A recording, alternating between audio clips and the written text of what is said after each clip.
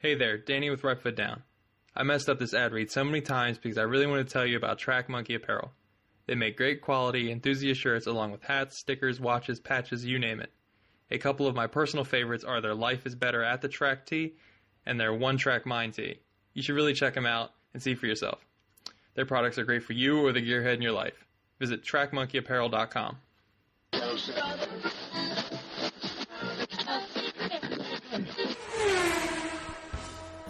You're listening to the Untitled Car Show in partnership with RightFootDown.com. Visit RightFootDown for your daily automotive fix. If you enjoyed today's program, please tell a friend. It's the best way to support this show. If you want to visit the archives, go to YouTube and search for Untitled Car Show. That'll bring you to the archived episodes. If you want to follow the show, just search for Untitled Car Show on Twitter, Facebook, or Instagram. You can always send an email to the show at untitledcarshow@rightfootdown.com. We're so glad you decided to spend the next hour or so with us. Without further ado, let's get into today's program. Hello and welcome to the show. Today I am joined by Saab Kyle, or Kyle of Saab Kyle 04. He's a big YouTuber. He does car reviews. He's got a couple car projects himself, and he has over 1 million subscribers. Thank you so much for joining me this evening, Kyle. I appreciate it. No problem. So, it's a little interesting, the story about what you do. Kind of, I'm fairly new to your YouTube channel. I actually discovered you. I was talking with other journalists at the New York Auto Show this year, and your name kept coming up in a lot of conversations, and I was a little fascinated by it, so I had to go check out and see what your YouTube series was all about and the stuff you did, because a lot of people were pointing to you as kind of the way to do detail-oriented, really well-done reviews of an automobile. Like, if you want to know what every button in a car does, you're the guy to go watch the videos of. So. Yes, sir. It's been a wild ride so far, that's for sure. So I'm curious, I went to the show, talked to all these people. Everyone had such nice things to say about you. That's fantastic. How did you kind of decide that this was going to be the way you were going to do your reviews? Well, when I first started this, believe it or not, this just started as a hobby back in school, and it was something fun. It was when YouTube was starting to kick off around 2007, 2008, and I just wanted to make a video that just showed people all the details of their favorite cars. It didn't matter. There was no bias or anything like that, just literally anything and everything. And the whole review aspect of the videos just kind of happened as the channel grew and the opportunities got better, the type of cars that I was featuring on the channel. And I wanted to do equal justice to every single vehicle I was doing, no matter if it was a Lamborghini or a classic Chevrolet. So basically, just instead of tailoring it just to consumers, I come at it from an enthusiast perspective. So it's just taking a general appreciation for all of these different types of cars and talking about why each and every vehicle is special in their own way.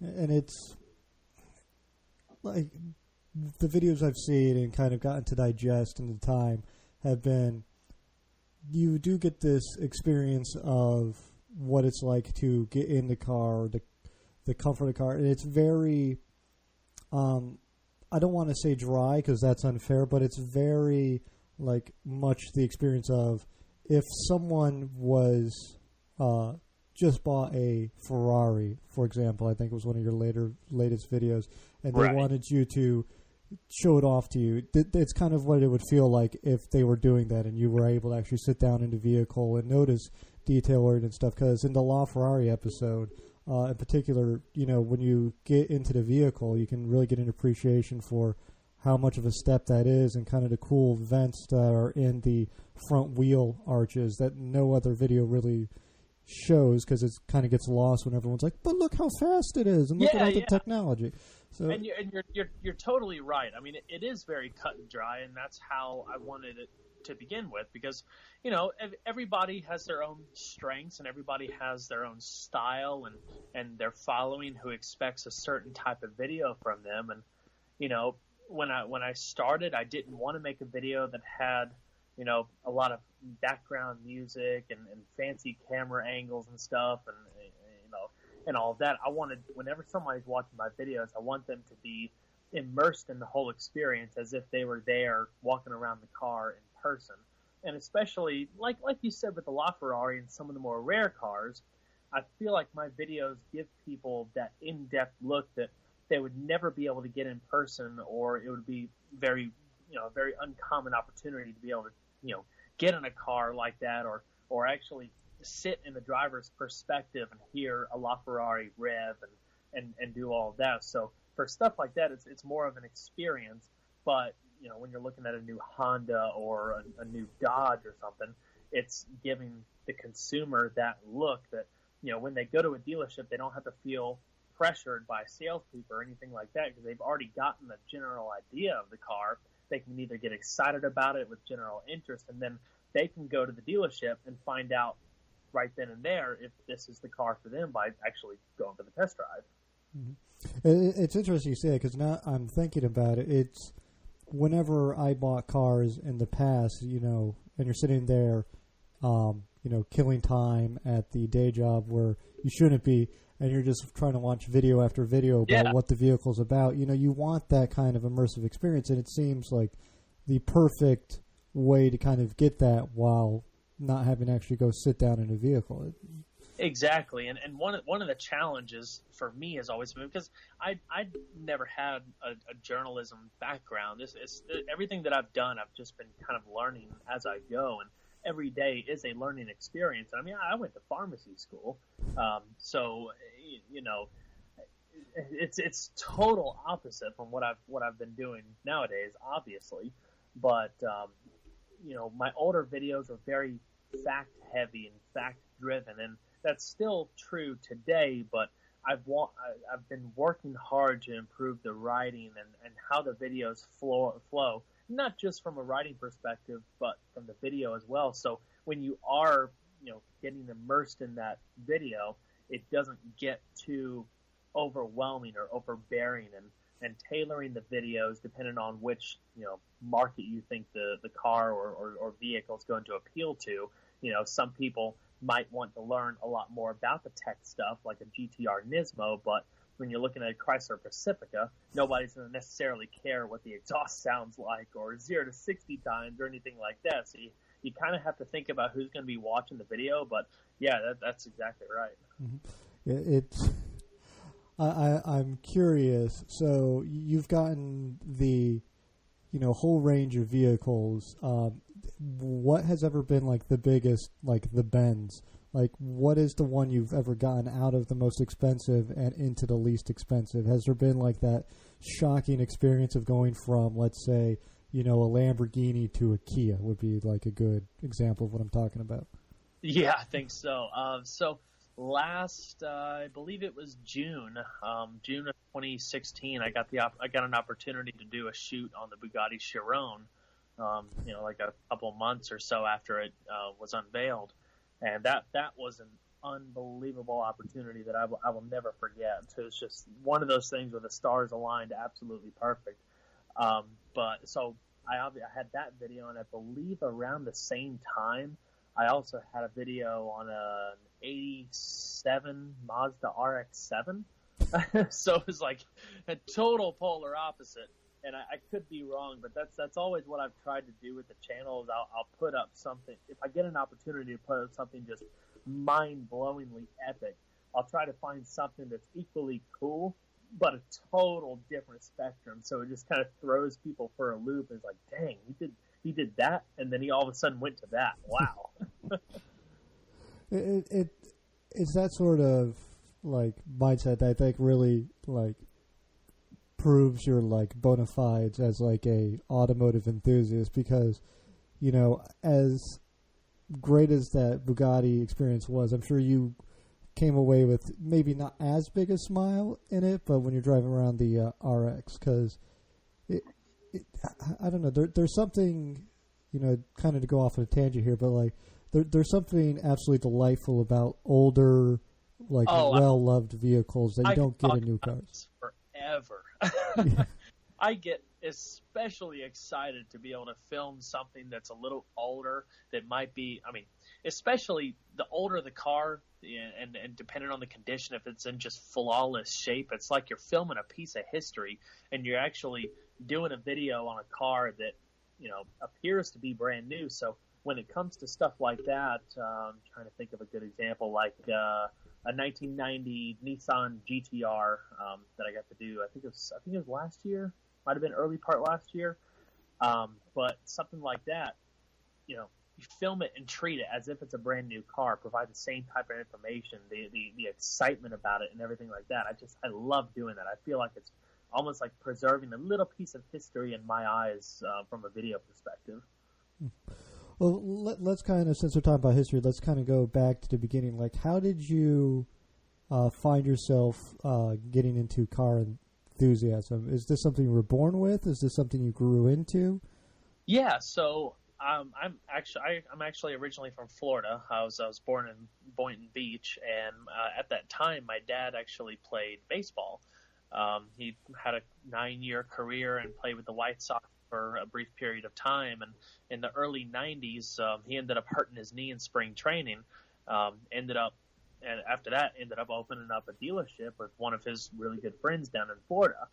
And ever since then, up until we moved to North Carolina in 97, I always worked around cars. So back in the day, it was walking around the lot cleaning headlights and taillights with the paper towel and window cleaner, to when I was actually in high school and college. I was a detailer and lot porter for the dealership that he had when we moved here and continues to have today. And when I got old enough, I started going to the dealer auctions with him and being able to see all these different types of cars, obviously driving them, not from from detailing and the lot porter aspect. But when I got into college, I went to Campbell University. That was like 2007. Like I said, it was right around when YouTube started to get more popular, and I needed a hobby bad. Where I went to college, there was nothing to do, absolutely nothing. So I was like, hey, all these people are making videos of cars. I got access to do that as well. So I had this little old 3-megapixel point and shoot camera that I was making just these most random videos. Just if you look at my early stuff, they make no sense because it's totally unlike anything I do now. But it's kind of funny how that worked out. But yeah, I've always grown up around cars. My dad's a huge car enthusiast. My grandfather's a huge car enthusiast. So I got a lot of my appreciation and love for classic cars through him. And yeah, it's just always been around me. That's kind of funny. I actually I'm not a huge baseball fan, but my team is the White Sox, so that's a little bit of That's little awesome. weird. Yeah, you catcher. Nice. Yeah, so you said you went to college, so you had the first car is why you have the channel name, right? Correct. It was a 1997 Saab 900 SE convertible that I got in 2004. Mm-hmm.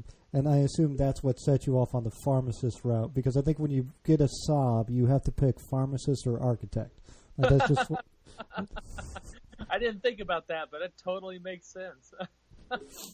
It was meant to be. Yep. And then when I assume, based on the stories, that you recently had a video where you bought another Saab in the like of that original car. So I did.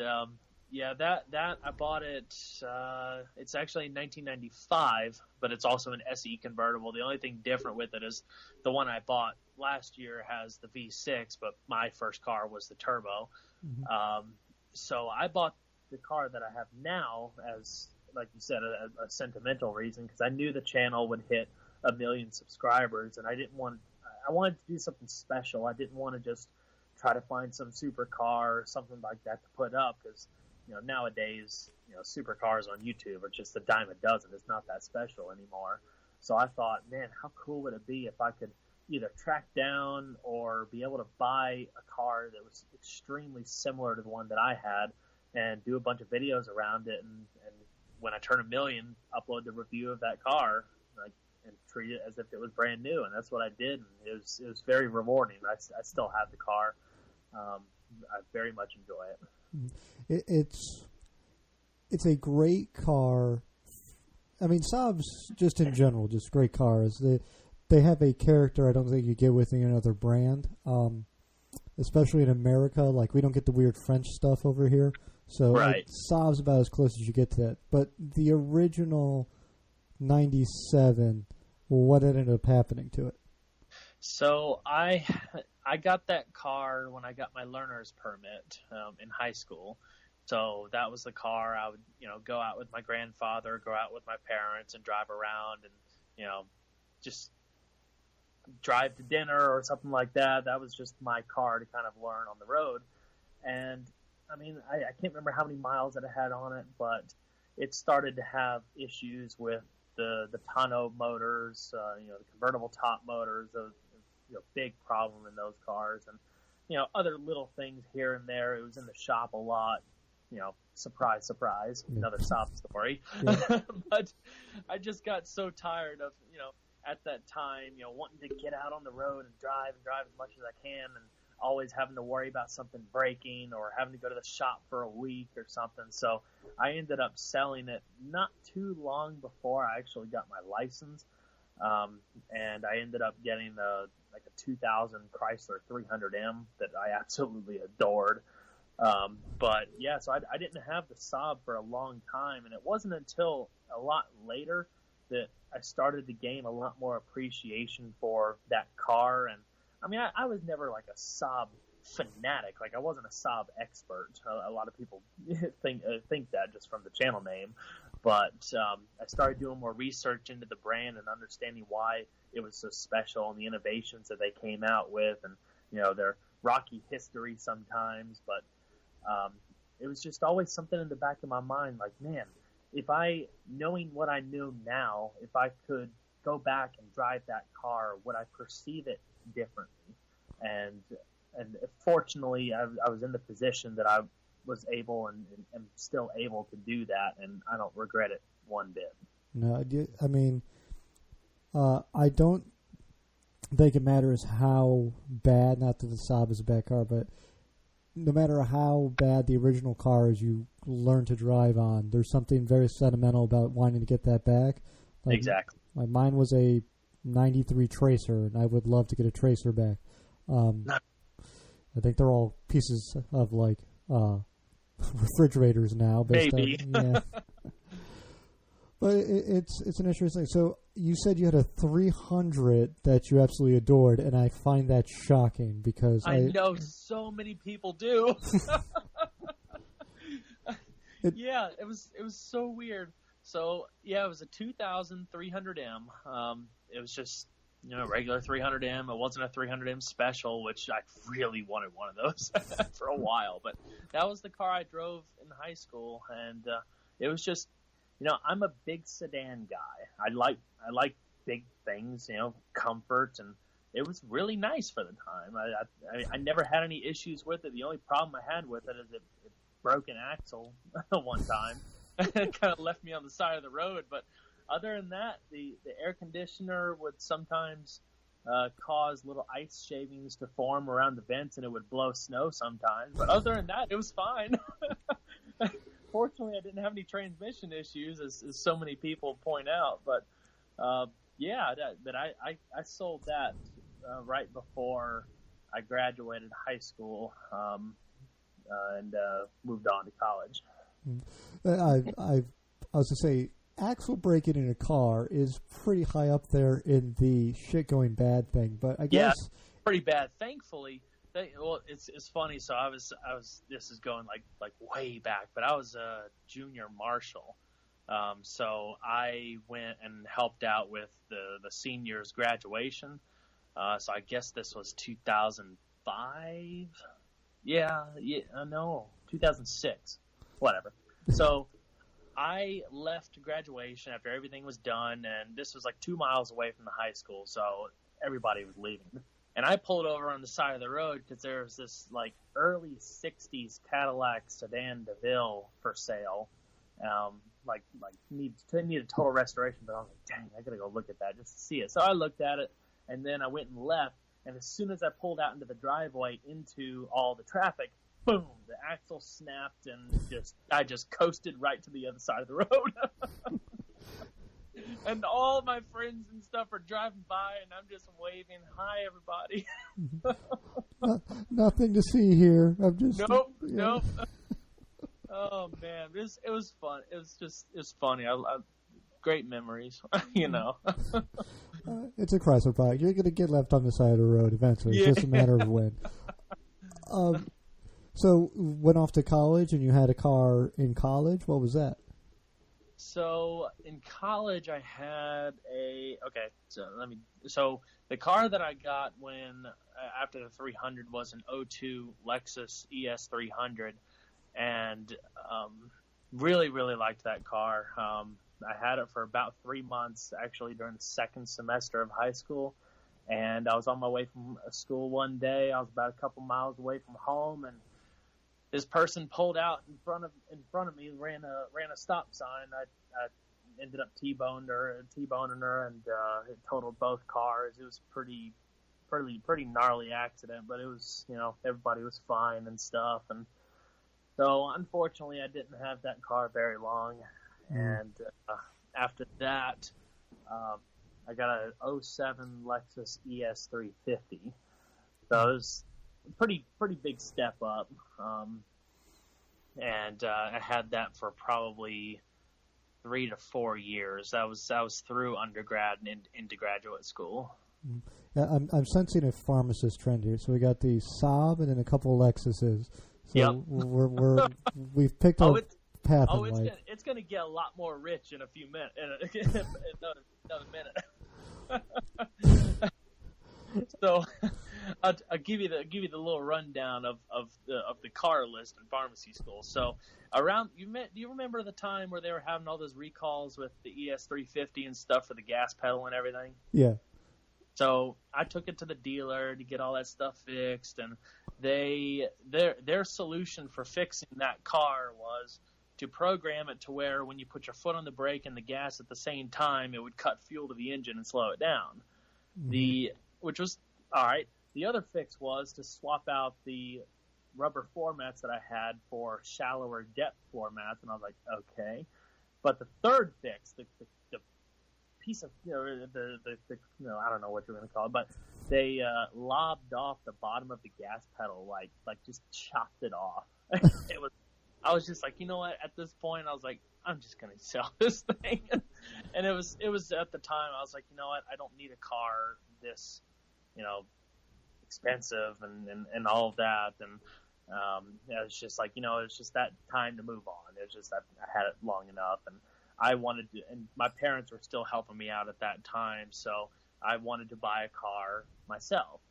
And it was after YouTube had taken off a little bit. I was making enough money to pay for my apartment and basically just serve as my job in pharmacy school, so I wouldn't have to go work somewhere else, just do something fun and be able to make a little bit of money off of it. And I ended up buying a 2010 Hyundai Genesis Coupe, like not too much longer after they came out.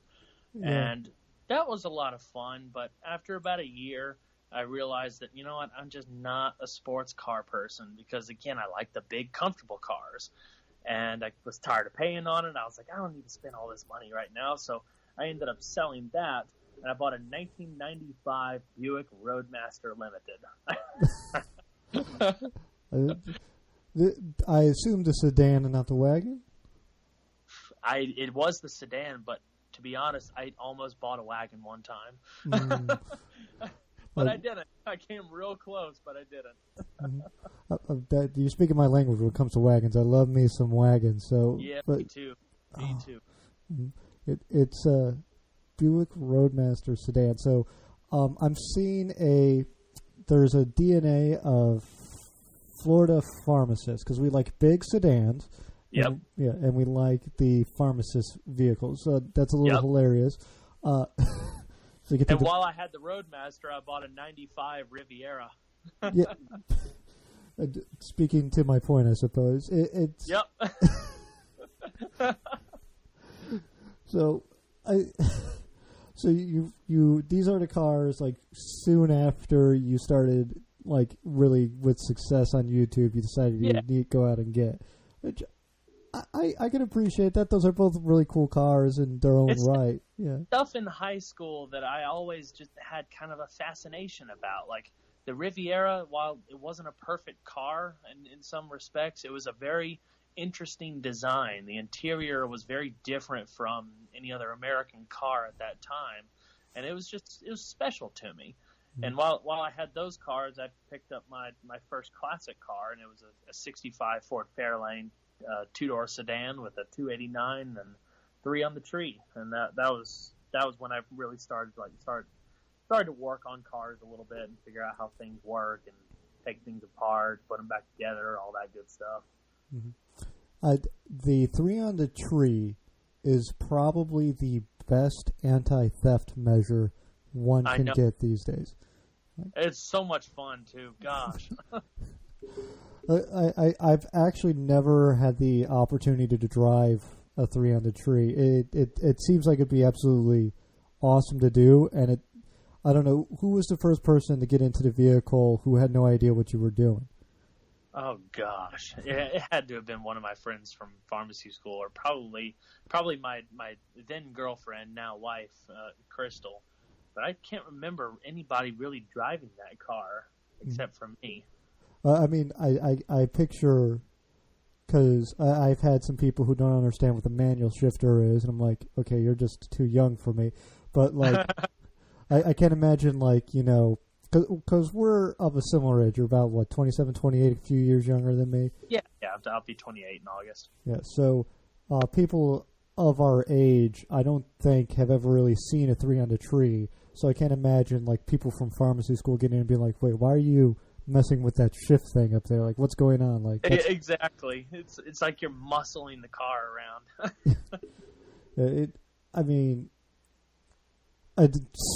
I'm just fascinated with it. I want one. That's all it comes down to. You've got to do it. You've got to do it. So, let's kind of rewind here a little bit. So you started the YouTube channel while you were doing the pharmacy school. It was basically very avant-garde in the beginning, like very much different than it is now. So I started the channel in 2008, and it was my last year of undergrad before I transferred to Wingate Pharmacy School in 2009. It was making videos at school, going to dealerships and doing little walkarounds and stuff. There was no rhyme or reason. It was just something fun to do. And when I heard that you can actually make revenue on YouTube, obviously, like so many people do nowadays, that's just an awesome opportunity to think that you can make videos and earn a revenue off of it. So that was something that I wanted to really kind of focus on. And it took a long time and several attempts applying to the YouTube Partner Program. But once I got accepted into that, which was January 2010, is when I really started to treat it more consistently and like a business. Yeah. So how did it evolve once you've got into the partner program? Like, is this something where, because back then it's not like now. Like now you can basically sign up, get in, and monetize immediately. So the partner program back then was the only way that you can monetize your videos, and I don't remember the criteria, but you either had to be invited by YouTube or apply if you met certain thresholds of viewership and subscribers and stuff like that. So I think I applied maybe 2 to 3 times, and you could only apply once every 2 months, but that gave you the opportunity to monetize your videos, that customize thumbnails, upload unlimited length videos, do custom channel banners, extra branding. I mean, there was a lot of stuff that you got with that program back in the day. And like you said, it's changed a lot now. It's a lot easier for people to jump on board if they can develop a following, pretty quickly. But I believe there is still a partner program. I just don't know what it entails nowadays. Well, like, what happened, like, I mean, when you heard you could monetize, is that when you said you decided, okay, I'm going to start doing this style of video, or did it become... Oh, yeah, kind of. I mean, I was doing it a little bit already, but at that point, I wanted to... I mean, it was how many cars could I film and upload in a day? It was like that. It was like, okay, I filmed 11 cars today. That means I could put up like 5 today and 5 tomorrow. Just absolutely blast that stuff on YouTube, which is not the way to do it. But back then, it kind of worked. Yeah, that's kind of how that happened. It's interesting, like, seeing how it's evolved over the years, and like the way people, are trying to game the system. They think they understand, because no one really understands at the end of the day how the hell YouTube works. I don't even think they do. All the time. It's almost that's the unfortunate thing, is like sometimes it changes and you have no idea, and then you got to kind of play catch up. But it's like you said, a lot of people think they know, but they don't always know. You can just kind of, there's best practices, and that's about it. You just kind of hope and pray for the best. Right. So, like, the schedule of releases you have now when it comes to the videos you put out, like, what can people expect if they go to the channel? Let's say this comes out Wednesday, so if they decide Sunday they're going to start watching, what can they expect from Sunday to Saturday? So I usually try, if I'm not out at a press event or something like that, I try to put up a couple videos a week. Mm-hmm. Depending on how easy those videos are put together, I could put 3, but that's really rare. This year has been unusually busy for us, which is definitely a good thing. April was a madhouse. We were gone. I mean, we weren't home, but maybe a few days or something like that. It was crazy. But that's usually what I try to do. Put up a video maybe on Friday or Saturday, and maybe one on Tuesday. Mm. So you have the review segments, and then you also have the project you're working on. Can you tell us a little bit about that? Yeah, so the project is something new that I'm trying with the channel. So I've, that Fairlane that I had told you I had before, I never really made any videos on that, except, well, I made a few, but just a little things here and there, but it wasn't like a project series. The Saab, I did some stuff with that, but they were more blogs. It wasn't really like a real project. But towards the end of last year, I wanted to do something fun. YouTube was changing a whole lot and the way the algorithm works. And, I love the reviews, and the reviews will always be the cornerstone of the channel.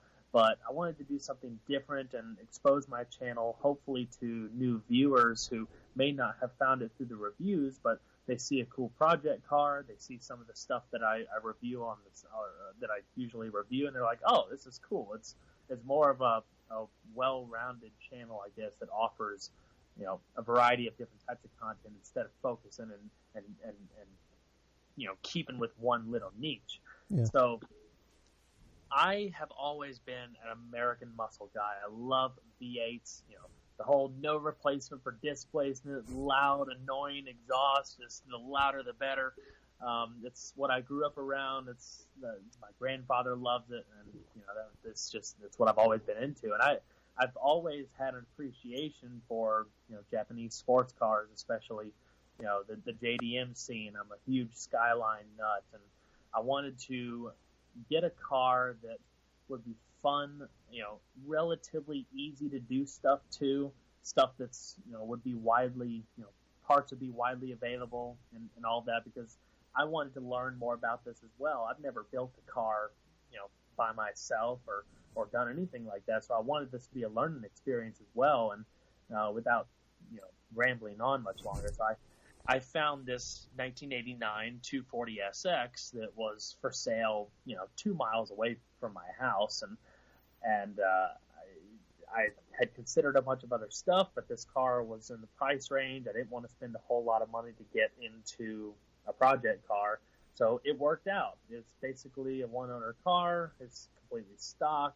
It needs some love, so it wasn't like too nice if you didn't want to mess with it, but it was like in that happy medium, I guess. But basically what I wanted to – it's funny. I started out thinking that, I'll just do like a little stock resto, or I'll do like a little bolt-on / resto. And then all of a sudden I was like, just do the whole powertrain and just all that kind of stuff all at the same time. So it went from like 0 to 100 within like 2 weeks.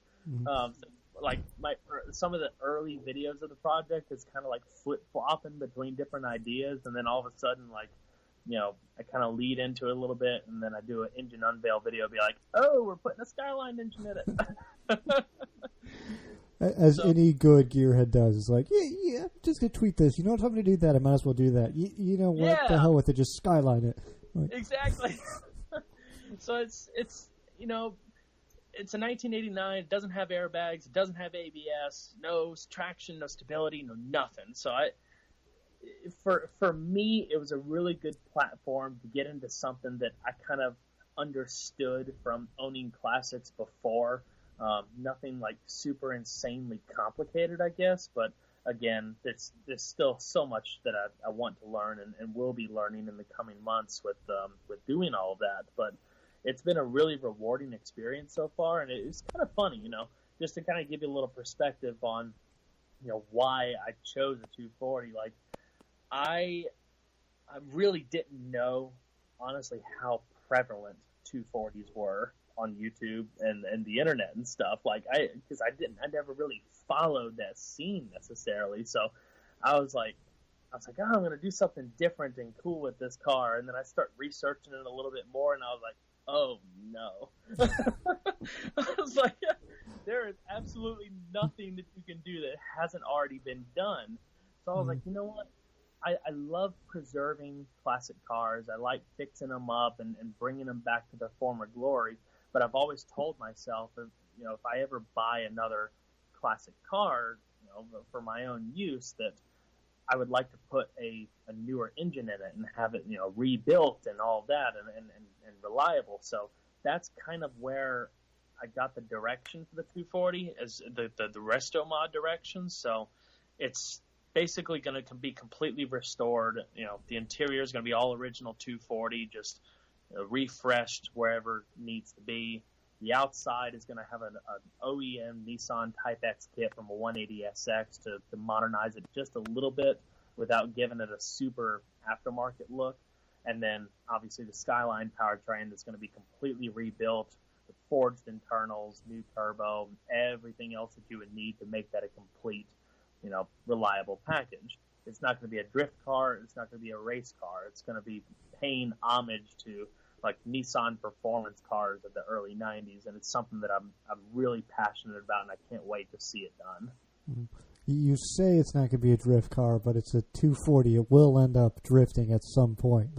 I cannot put that car on a drift track because it will. Drift cars get hit and thrown into walls and all that stuff, and I will be absolutely sick if something ever happens to this car. I might take it on a road course, but no drift course. I'm telling you, that bug's going to get you. It's eventually going to get you. You're going to be like, just got to drift it. It's funny. I'm talking to, you probably know Chris Fix. He's a good friend of mine. He's doing a Mustang drift build, and we've talked a few times about getting our project cars together once they get to completion and something cool with them. Who knows? Maybe it'll happen. Right now, I don't know. Yeah, I got some good ideas for you, but after you get it fixed, Yeah. Then hit me up. 24 Hours of Lemons rally is always fun. That's what I'm saying. Oh man. Yeah. So, I'm very excited about the project. Now, I'm just saying you could have gone out and I've been seeing a lot of Dodge Challenger Hellcats that have like 27 miles on them before they were put in a wall, but that might be too much power for that little car. So. Yeah. just put a big crate V8 in there or something. Yeah, it'd be fun. It would that would definitely make it end up in a wall. So yeah. So I don't know. It's such a fun little car, and I'm glad to see the kind of like. I enjoy the review stuff a lot, but I also enjoy watching the kind of because the build's a little different. It's not like Chris Fix. It's not you getting down into the minutia of it. It's kind of you're working with some guys and you're putting together the vehicle, and you have.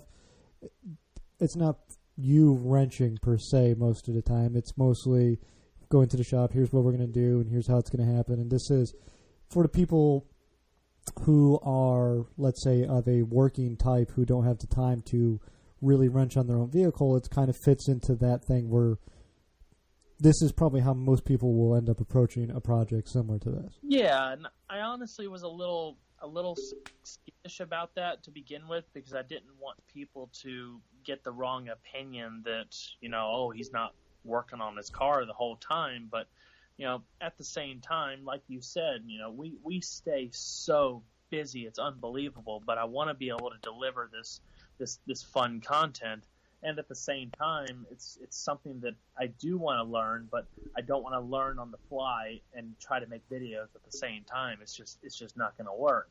So by getting involved and trying to absorb as much of this information as possible, I can understand why things are the way they are and why you do certain things in certain orders and all of that, and do it right the first time. And it's like I was watching a lot. You've probably seen David, that dude in blue. He's got a really big 240 build series that he's been doing for quite a while now. I watched a bunch of his videos because I felt like he and I were very similar in how we were jumping into these project cars and just kind of figuring it out at the meantime. And he had a lot of really knowledgeable friends that helped him out with his build, and it was really cool to see. But yeah, that's exactly what you were saying. But I'm glad it's worked out really well so far. It's to that point where someone would say something disparaging, which never happens on YouTube ever. As far as of course not. No, never anything bad on YouTube. But it's if everyone did the same thing, like if you just did what the dude in blue is doing, or B is for Build, or Chris Fix, or whoever is doing whatever, then it's just that stuff, and it doesn't end up working out. And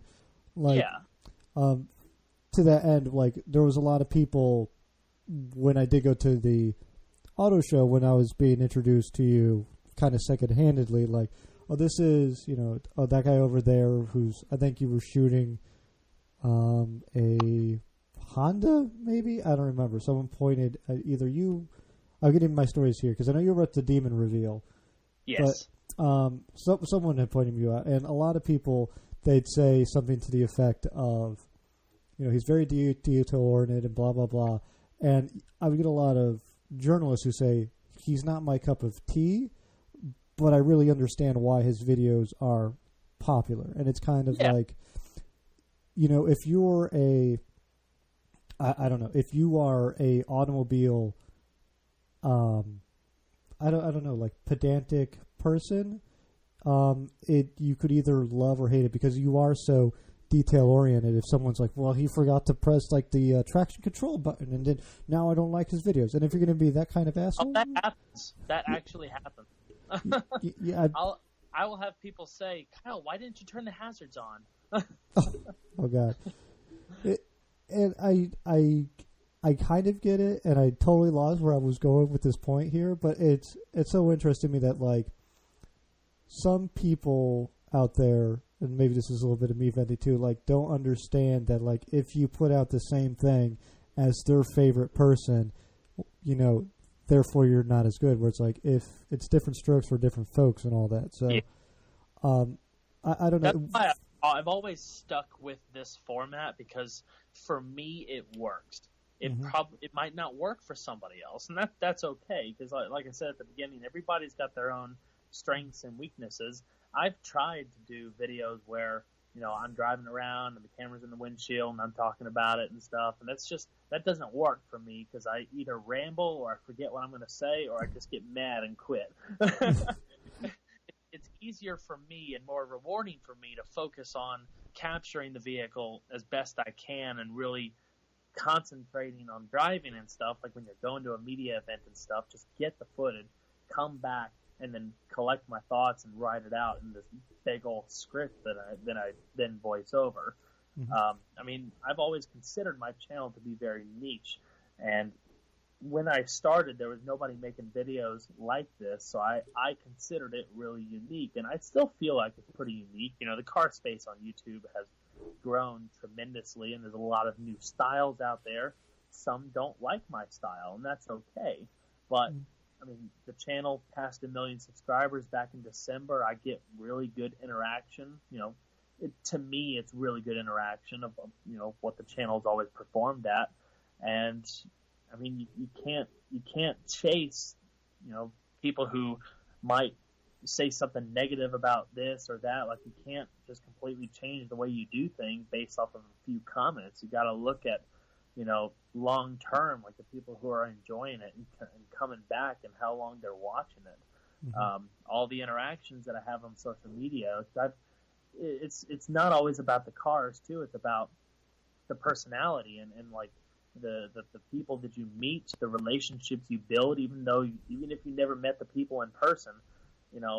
I've met so many car enthusiasts who like my videos the way they are because, most people wouldn't go that in depth because, to some it might be boring, but to those people who love that stuff, it's like the holy grail of video.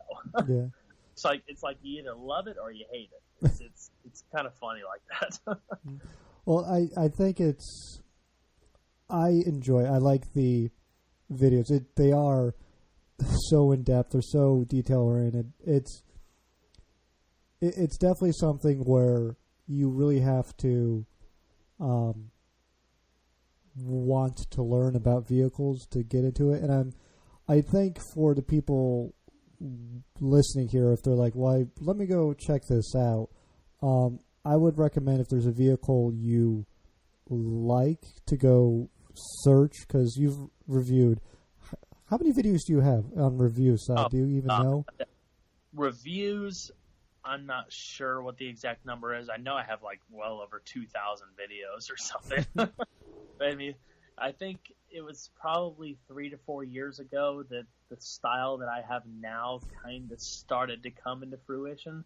Even since like 2 years ago, it's changed a whole lot, like the way I shoot and the writing and stuff. But the style has always been there. It's just kind of evolved. But like that Hummer H1 Alpha that I put up a few days ago, for me, that's doing pretty well. People are really enjoying it. But for something like that, whether you like the brand or not, there's something really special about that vehicle because it was the only year they made the Alpha. So I went absolutely way above and beyond, any vehicle that I've done within the last 2 months to go, extremely specific and talking about like axle ratios and all of that, because I wanted to capture everything that made that vehicle unique and special for its time, and to really teach people about it. Not to talk about, whether a vehicle is good or bad or whether you should buy it or not, but to give you that education. So no matter if it's a new vehicle or an old vehicle, you just learned about it. That's it. That it's actually staying on my head a bit because, well, first of all, you got run over in that episode, and that's hilarious. But that was fun. That wasn't the most gnarly one, though. The most gnarly one was when I did Gumball 3000 back in 2014, and I got driven over by a Brabus G700 6x6. That was awesome. The Hummer wasn't as dramatic. the 6x6 was ridiculous. That was amazing. I'm gonna have to go back and check that one out. So Yeah. So you have a collection of vehicles that have run you over. That's interesting. Yeah. You know, a lot of things are clickbait now, so it's like, what can I throw in the beginning of the video that's just like, whoa, he did that. Well, I it was gonna works. make a thumbnail, but I was like, you know what? I like my thumbnails the way they are. I can't do that. No. Don't want to mislead the people, you know. No. I do not believe in that at all. Every time, whenever somebody goes to my videos, I want them to know that this is a genuine presentation, time and time again, that you are going to get the same type of stuff every single time. No surprise. I mean, no weird stuff. Well, like, what is a video maybe that you can point to if someone wants to go check out maybe one of your favorites of recent, or like just go pick one at random for people to kind of go check out and see what you're all about? The 2017 Camaro ZL1. Okay. That was awesome. Well, I have not seen that one. I will go check that one out as well. I went to the media event for that, and we got to do we got to drive it on a drag strip, a Willow Springs Raceway, and these beautiful roads out of Angeles Crest, and it was a really fun presentation to put together. That sounds really better than the Bugatti, or yeah. Yeah, I mean the Bugatti was like, you know, they had this demo car that was moving around to different dealerships and stuff, and you know, nobody could drive it, no press could drive it, especially. So I found out through like a friend of a friend or whatever that it was going to be at, you know, this Bugatti dealership in California.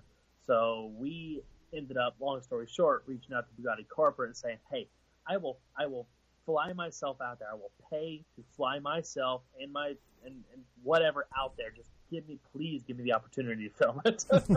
So we met them at the dealership. They loaded the car on the trailer or on this transfer truck and drove it 45 minutes out to, I think it was Encino Valley or somewhere out that way. And there was this house with a private road, and we parked it up there.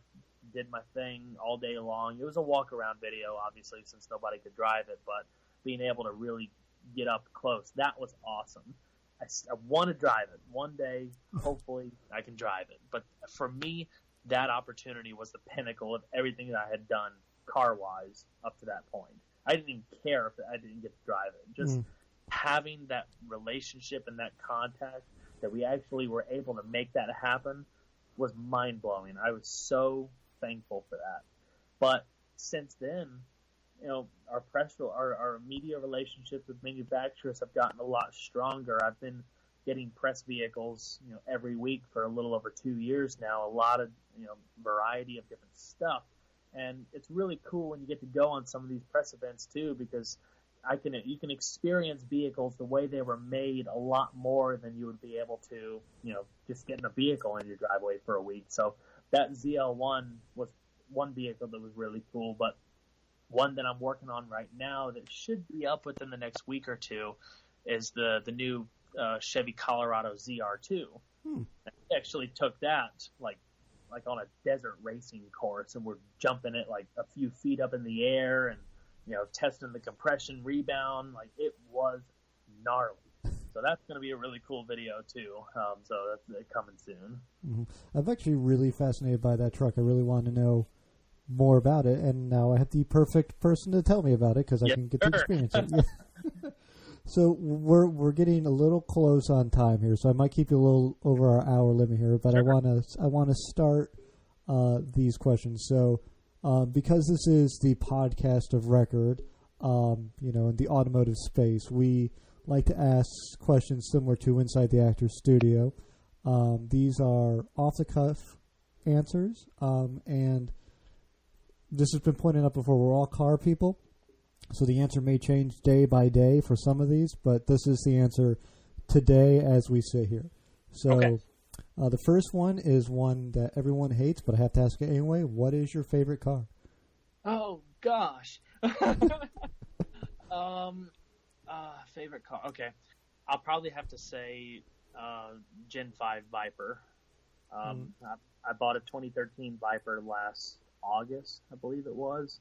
I mean, there's obviously dream cars and everything like that, but for right now and this time, that's my favorite car. I love how it blends old school and new school. It drives amazing. It's raw. It's an experience more than anything else that no other vehicle for sale nowadays can deliver. It's a really special car to me. Mm-hmm. Very hard for me to get in and out of. I'm pretty sure. I haven't compared the raw specs, but I think it's tinier inside than a Miata. Yeah. Mm-hmm.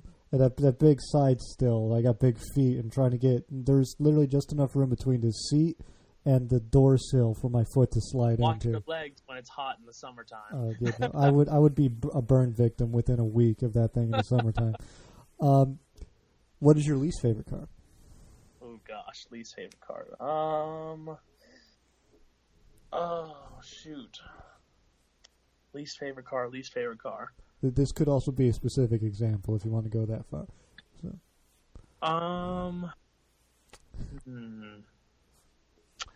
Well, I don't know if this is my least favorite or not. Okay. I have had... No, that's a bad example. I really don't know. To be perfectly honest, let me think about that. We can maybe go back to it at the end. All right, that works for me. So, what modification trend do you find yourself like drawn to? This could be, like Brodozer, stance, just something where you see it and you're like, I like that, not necessarily that you'd want it done to your vehicle per se. Definitely the resto mod approach that I'm taking with the 240. I like the idea of preserving a car's original character but giving it some modern technology and added performance and refinement and stuff that comes with that. Especially when you look at like classic Mustangs, maybe from the 60s that might have like a new Coyote engine or something in it. I think stuff like that is really neat. Mm-hmm. I like the idea of the character of the car is just updated, not the... Yes. Yeah. So what is your least favorite modification trend then? Stance. That's a good one. That's a pretty common one because it doesn't... It ruins what a car is supposed to be. Yeah, and the whole putting the wheels out to the edge of the car and stretching those tires. I can't deal. I can't even. Yeah, it's a pretty common one amongst the journalists, I got to say. What car do you dread being stuck behind at a red light? I say that one more time, sorry? What car, let's say you're pulling up to a red light, you're in a bit of a hurry. What is the vehicle you dread being stuck behind? Dread being stuck behind. Mm-hmm. I would probably say... Yeah, I'll go with the easy one. I'll probably say Prius. That's an easy one. Just because there's a lot, or either that or minivans in my area. Yeah, the minivan with the family on the back is a pretty standard answer here because everyone's like they're arguing with the kids in the back and they're not going to take off when that light goes. Or I might even just say every vehicle in the town that I live in because as my business manager says, where we live is probably one of the most dangerous places on the planet from the way people cut out in front of you and just drive absolutely insane. Yeah. Well, you've only T-boned one person. So back at it really deep. Yeah. Oh man, yeah. There is North Carolina in the Maryland drivers where I'm at. They drive ass slow in the left lane. North Carolina, I do think, doesn't understand that it's look left, look right, look left again. I think it's fuck it, and they just pull out. I think that's exactly how they operate. All right. So, what automotive sound or noise do you love? What automotive cylinder noise? I'm sorry. What sound? I'm sorry. I need to enunciate podcast. What automotive sound do you love? Like, it could be an engine noise. It could be, anything in particular. I would say just the rumble of a big V8. Mm. Just a big, classic carbureted V8. Mm. The carbureted V8s do sound absolutely pretty. What automotive sound or noise do you hate? Probably some of the. I'm trying to think of the actual vehicle. This probably applies more to older vehicles. Some of the seatbelt chimes that they used to use, like the 80s and 70s, were some of the most awful things in the world. Like, oh, actually, yeah, the Crystal, my wife's Chevelle that she just got, that we're gonna start restoring eventually, has that thing that you put the key in, and all of a sudden it goes bang. It's like a fire alarm. It's horrible.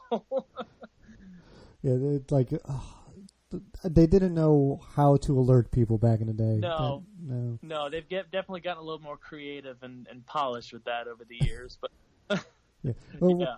We're just gonna put a fire alarm from a school in the car. That'll sort them out. Yeah, that'll work. Yeah. So, in an alternate universe, you are given the skills and the abilities to try anything in the automotive space. So you could be the head of Ford, you could be a race car driver. What is the one thing in the automotive world you would like to try? I would like to be an engineer. I would like to know, what, why, where, how cars are designed from concept to production, and figuring out how all of that works, and the compromises that have to be done, and trying to work within budgets and everything like that. Because everything that I've learned and understood and talked to designers and engineers and stuff, I find it absolutely fascinating how cars are even built nowadays, because it's so much more complicated than it was back in the days. I mean, you're talking, the electric side alone, not talking about electric cars, but the wiring and the technology is just mind-boggling. I would love to understand how all of that is done. What profession in the automotive space would you least want to be forced to do? Probably the person who has to set that budget and tell people, okay, you can't put this supercharger on this vehicle. Yeah. Because nobody will buy it, or something like that. The person that has to lay the axe down. No, we're not going to do a turbocharged Mirage. It just doesn't make sense. I'm sorry, everyone. We're just Sorry, gonna, guys. We have a new shade of pink for it, though. We got a new shade of pink, but no turbocharger. What is your automotive pet peeve?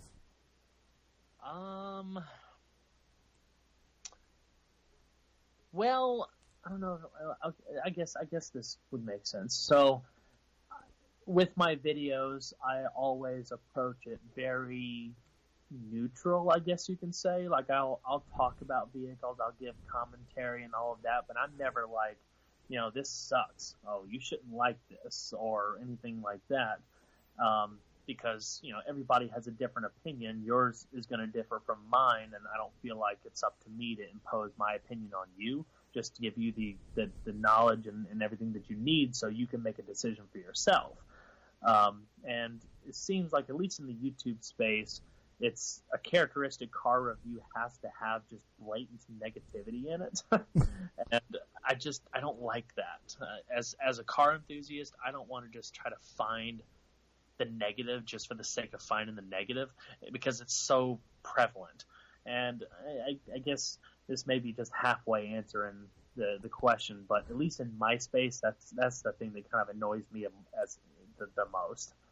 No, I get that, because there's fellow podcaster out there, Team Clearco, and they had this thing of being donk friendly. Like, you shouldn't try and tear down anyone else's enthusiasm, because it doesn't make sense. We're all here enjoying the same basic thing. Exactly. Why are you trying to tear down the other people? Yeah. I mean, a little friendly rivalry, perfectly fine. A little ball busting, fine. But when you're like, oh, I will never buy this car because it's stupid. Like, no, you don't know what you're talking about. No, every car has a value at some point, just like every human has a value at some point. That's like, it doesn't matter if it's a Ferrari or a smart car. Like, everybody's going to have a different opinion about something. Somebody's going to love that smart car, and they might hate that Ferrari. But it's not up to you to judge or impose that on other people, because you don't want to offend people. And like I said, every vehicle has something unique about it that someone's going to love, and you don't want to try to snuff that out. I mean, if they enjoy it, that's awesome. Good for you. It's funny you bring up the smart car. Have you driven the new smart car? I haven't. I want to, though. Mm-hmm. In the manual transmission, guys, I have not had the manual transmission one, but in a heartbeat, I would buy one in the cabriolet. I absolutely adore that car, and I have no idea why. I'm like, it's like a little mini Porsche 911. I know that it irritates a lot of people because it's rear engine and it's it sits out behind you, and it's just so. It's a car you just want to give a name, and it's like, I just want one. With the top up, though, it's the most hateful car on the planet. Top down, absolutely adorable. So, I'm going to have to see if I can swing by a local dealership and borrow one and do a video. That sounds cool. They won't loan them out to us for some reason. They brought one to a press event here, and that's how I got to drive it. So, back to the question of least favorite car. You've had some time to think? Yes, so I would probably say a combination of two, if I can do that.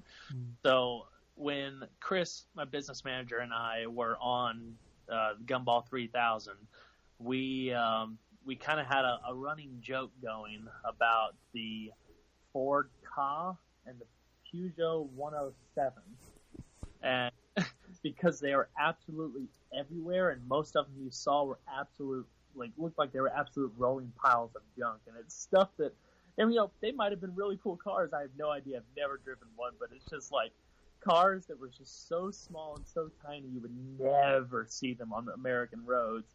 And I'm just like, really? Really? I get it. Like the Econo boxes just over there, the unloved ones. Like, it's fun. It's so funny when you compare car culture, because obviously hatchbacks are more popular in Europe, diesel's more popular in Europe, so it's a very different car culture from here, where you got Hellcat Chargers and stuff running the streets all over the place. It's just different. I think so, and going along with that, like, I may be laughed about this, but like the Fiat Multipla, while just very, very weird looking, I find it strangely cool. I want to drive it someday. But you can embrace your weirdness on this podcast. We enjoy the weird here. Oh yeah. I like the weird. I like the different stuff. People who've been following my channel for a while know that I just love the most off-the-wall stuff. So there's two questions left for the evening. One of them is one that I think is a little evil, so we'll get that one first. So okay, you have to drive one of these two vehicles. You're not allowed to modify it beyond how it's modified already. So you can either get a Gen 5 Viper that has been stanced out, or a Ford Ka that has been resto modded. I would take Ka.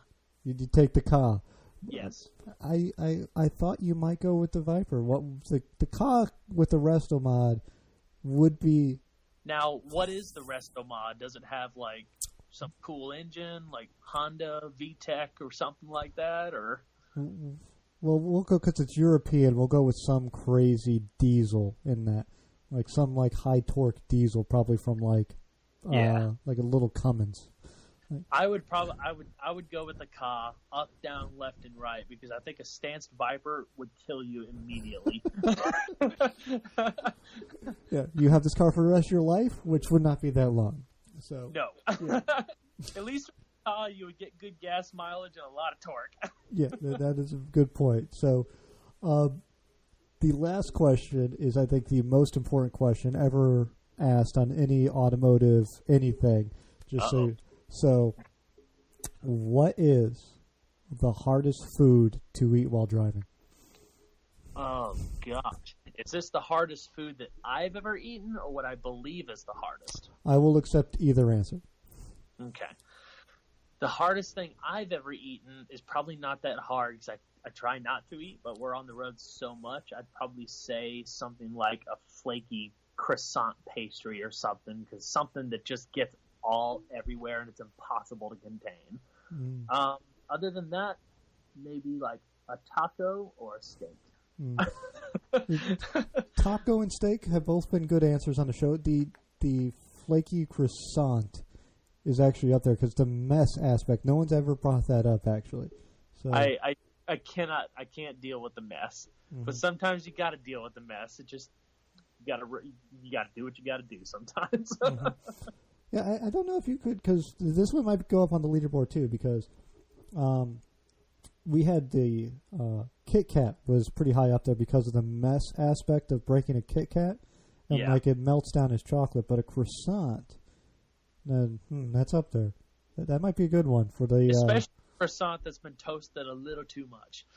Oh yeah, you know what? You get ants. The croissant's gonna get ants no matter what you do.